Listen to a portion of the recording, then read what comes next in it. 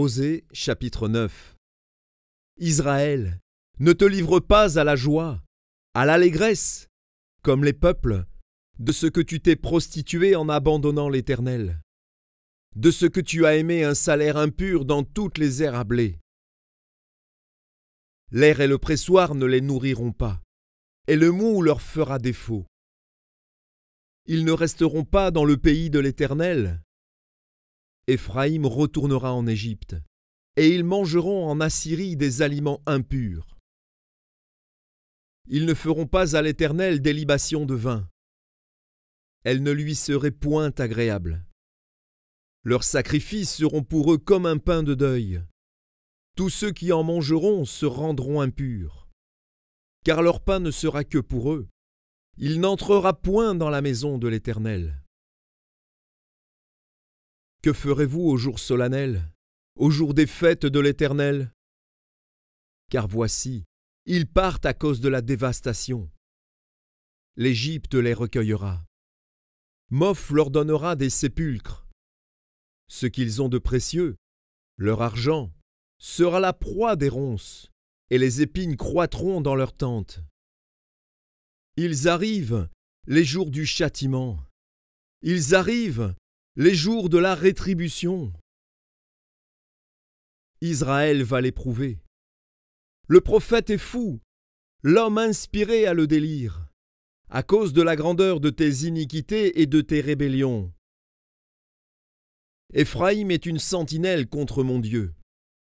Le prophète, un filet d'oiseleur est sur toutes ses voies. Un ennemi dans la maison de son Dieu. Ils sont plongés dans la corruption, comme au jour de Gibéa.